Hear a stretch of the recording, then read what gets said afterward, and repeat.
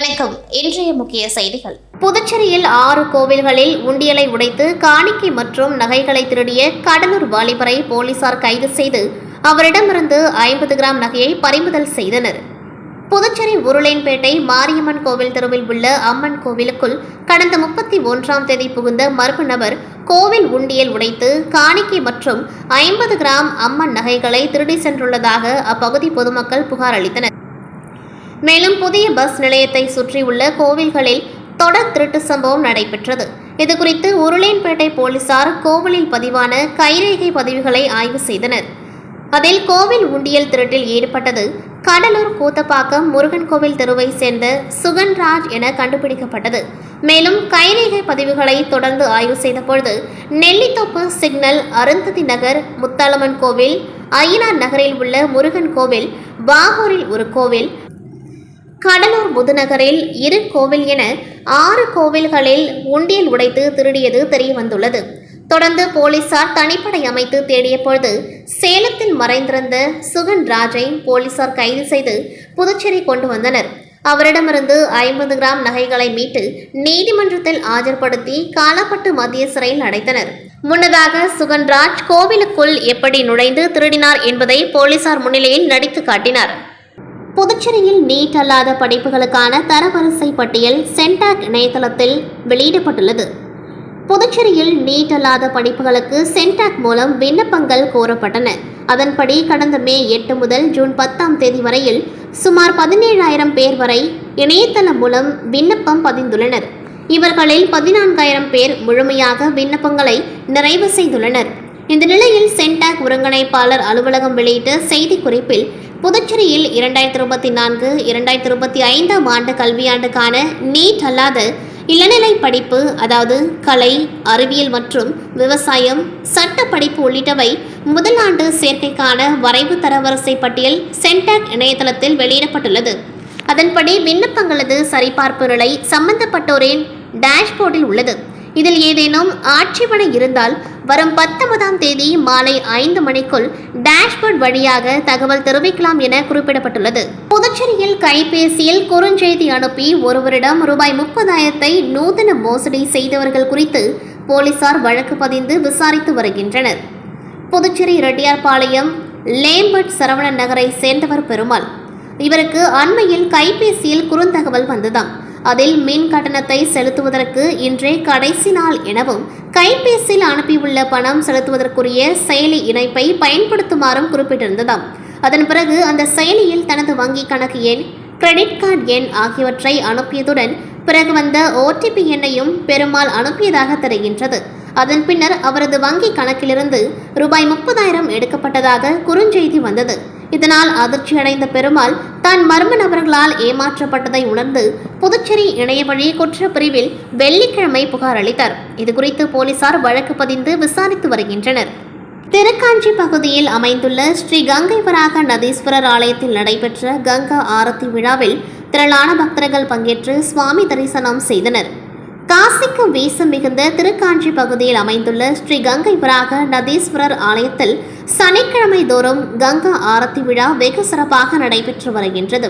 ஒவ்வொரு சனிக்கிழமை அன்றும் கங்கா தேவியை வணங்கும் பொருட்டும் முன்னோர்களுடைய ஆசையை பெறும் பொருட்டும் நடைபெறக்கூடிய கங்கா ஆரத்தி விழா ஒவ்வொரு சனிக்கிழமை தோறும் மாலை 6:30 மணி முதல் இரவு 7 மணி வரை நடைபெறுகின்றது. அதன் ஒரு பகுதியாக நேற்று நடைபெற்ற கங்கா ஆரத்தி விழாவில் திரளான பக்தர்கள் பங்கேற்று சுவாமி தரிசனம் செய்து முன்னோர்களை வழிபட்டனர்.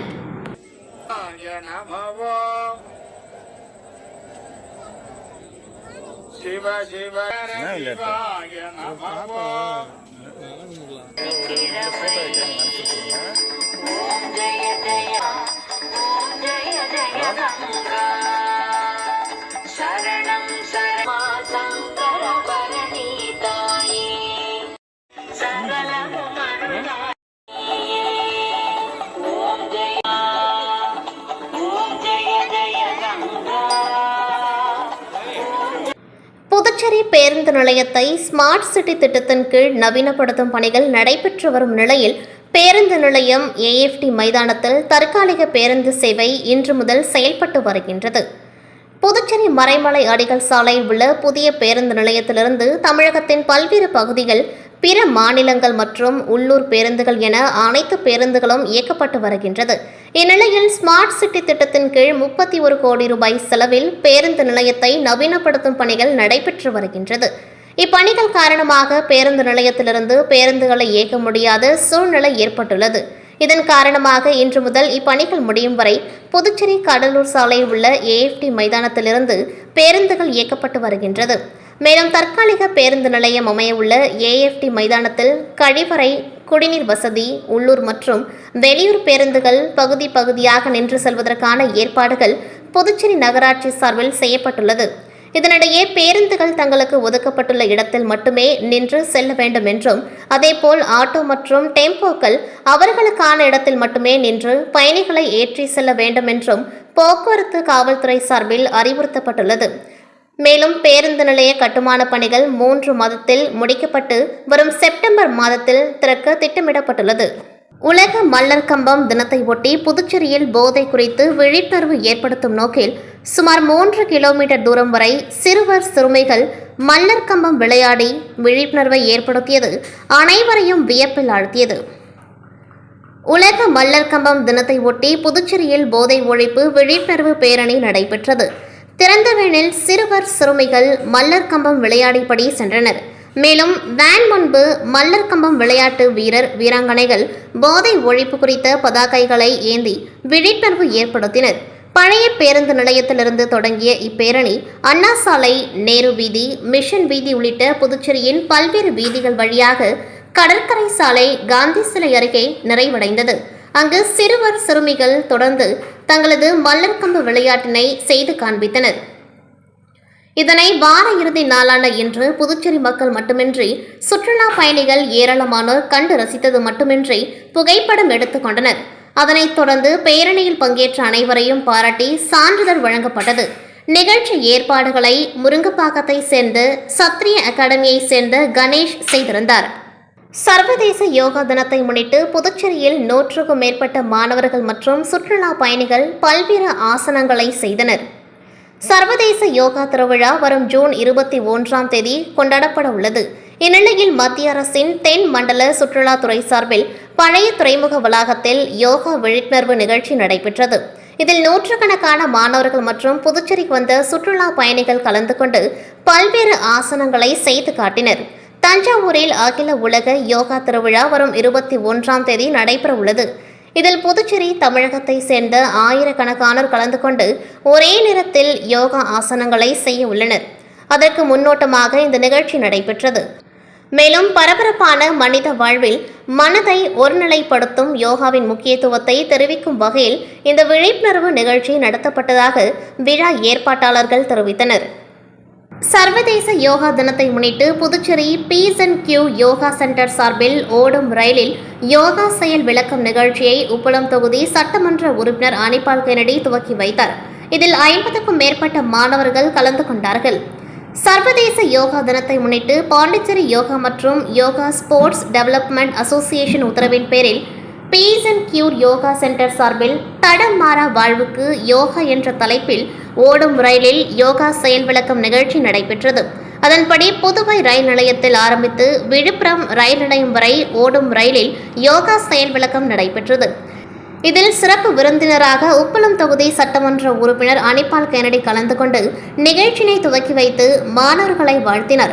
இதில் 50க்கும் மேற்பட்ட மாணவ மாணவியர்கள் கலந்து கொண்டு ஓடும் ரயிலில் பல்வேறு யோகாசனங்களை செய்தனர். குறிப்பாக இந்த 10வது வருட சர்வதேச யோகா தினம் பெண்களின் முன்னேற்றத்திற்கு யோகாவின் பங்கு என்ற கருத்தின் அடிப்படையில் கொண்டாடப்படுகின்றது. ஆகவே இந்நிகழ்ச்சியில் யோகா பயிற்சி பெறும் பெண்கள் கௌரவிக்கப்பட்டனர்.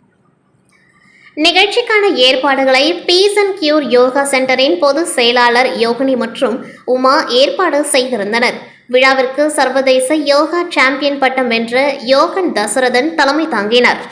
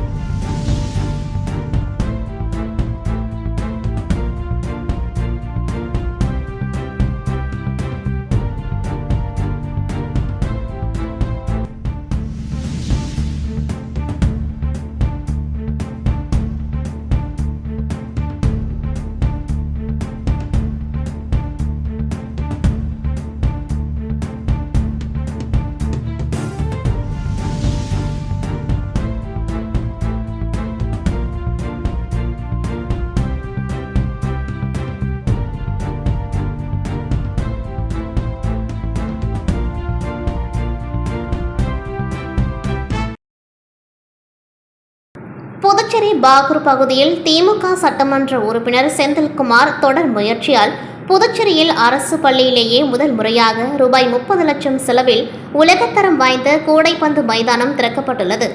புதுச்சேரி பாகூர் தொகுதி திமுக சட்டமன்ற உறுப்பினரும் புதுச்சேரி மாநில திமுக பொருளாளருமான செந்தில்குமார் தன்னுடைய தொகுதியில் உள்ள இளைஞர்கள் போதை பழக்க வழக்கம் குற்ற செயல்களால் வாழ்க்கையில் தடமாறி சென்றுவிடக்கூடாது என்பதற்காக பல்வேறு திட்டங்களை செயல்படுத்தி வருகின்றார். குறிப்பாக தன்னுடைய சட்டமன்ற உறுப்பினர் அலுவலகத்தை நூலகமாக மாற்றியது, சட்டமன்ற உறுப்பினர் அலுவலகத்தில் அரசு வேலைவாய்ப்பிற்கான பயிற்சி மையம் அமைத்து துறை சார்ந்த வல்லுநர்களை கொண்டு இளைஞர்களுக்கு பயிற்சியளித்து வருவது மற்றும் இளைஞர்களை விளையாட்டில் அதிகம் ஈடுபடுத்துவதற்காக தனது சொந்த செலவில் 10க்கும் மேற்பட்ட கிரிக்கெட் மைதானங்களை ஏற்படுத்தி கொடுத்தது உள்ளிட்ட பல்வேறு பணிகளை இளைஞர்களுக்காக தொடர்ந்து செய்து வருகின்றார். அந்த வகையில் சட்டமன்ற உறுப்பினர் செந்தில்குமாரின் தொடர் முயற்சியால் தனியார் நிறுவனத்தின் சமூக பொறுப்பு நிதி திட்டத்தின் கீழ் ரூபாய் 30 லட்சம் மதிப்பீட்டில் குருவினத்தம் கிராமத்தில் உள்ள அரசு பள்ளியில் உலக தரத்திலான கூடைப்பந்து மைதானம் திறக்கப்பட்டுள்ளது. சட்டமன்ற உறுப்பினர் செந்தில்குமார் தலைமையில் நடைபெற்ற திறப்பு விழாவில் தனியார் நிறுவன அதிகாரிகள், பள்ளி கல்வித்துறை அதிகாரிகள் மற்றும் ஊர் பொதுமக்கள் திரளானோர் கலந்து கொண்டார்கள். மேலும் புதுச்சேரி அரசு பள்ளிகளிலேயே உலகத்தரத்தில் அமைந்துள்ள முதல் கூடைப்பந்து மைதானம் இதுவாகும். அதேபோல் இந்த விழாவில் பாகூர் மற்றும் பாகூர் சுற்றுவட்டார பகுதியில் உள்ள 10 அரசு பள்ளிகளுக்கு மாணவர்கள் அமர்ந்து படிப்பதற்கான மேஜை, நாற்காலிகள் வழங்கப்பட்டன. இளைஞர்களை நல்வழிப்படுத்தும் திமுக சட்டமன்ற உறுப்பினர் செந்தில்குமாரின் தொடர் முயற்சியை பாகூர் தொகுதி மக்கள் வெகுவாக பாராட்டி வருகின்றனர். விழுப்புரம் மாவட்டம் மயிலம் பொறியியல் கல்லூரியின் 19வது பட்டமளிப்பு விழாவானது 2021ஆம் ஆண்டு மாணவ மாணவியர்களுக்கு காலையும், அதனைத் தொடர்ந்து 2022ஆம் ஆண்டு மாணவ மாணவியர்களுக்கு மதியமும் நடைபெற்றது. இவ்விழாவில் மயிலம் சுப்பிரமணிய சுவாமி கல்வி அறக்கட்டளை தலைவர் மற்றும் மேலாண் இயக்குநர் தனசேகரன் தலைமை தாங்கினர். செயலாளர் மருத்துவர் நாராயணசாமி கேசவன், பொருளாளர் ராஜராஜன் மற்றும் தட்சசீனா பல்கலையின் இணைவேந்தர் டாக்டர் நிலா பிரியதர்ஷினி ஆகியோர் முன்னிலை வகித்தனர். கல்லூரியின் இயக்குநர் முனைவர் செந்தில் வரவேற்று பேசினார்.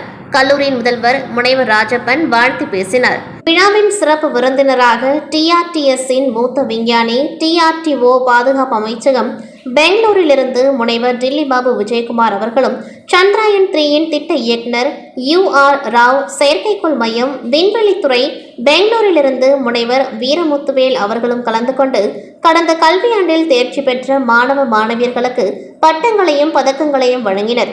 இவ்விழாவில் அண்ணா பல்கலைக்கழகம் வெளியிட்டுள்ள தரவரிசை பட்டியலில் இடம்பெற்ற ஒரு தங்கப்பதக்கம் உட்பட 17 மாணவ மாணவியர்களுக்கு கல்லூரியின் சார்பாக தங்கப் பதக்கங்கள் வழங்கப்பட்டது. அதனைத் தொடர்ந்து 876 இளநிலை மாணவ மாணவியர்களுக்கும் 252 முதுநிலை மாணவ மாணவியர்களுக்கும் பட்டங்கள் வழங்கப்பட்டது. இளநிலை பிரிவில் இயந்திரவியல் துறையில் 246 மாணவர்களும், கணி பொறியியல் துறையில் 202 மாணவர்களும், மின்னணுவியல் மற்றும் தகவல் தொடர்பு துறையில் 181 மாணவர்களும், மின்னியல மற்றும் மின் அணுவியல் துறையில் 130 மாணவர்களும், கட்டிடவியல் துறையில் 50 மாணவர்களும் மற்றும் தகவல் தொழில்நுட்ப துறையில் 67 மாணவர்களும் பட்டங்களை பெற்றனர்.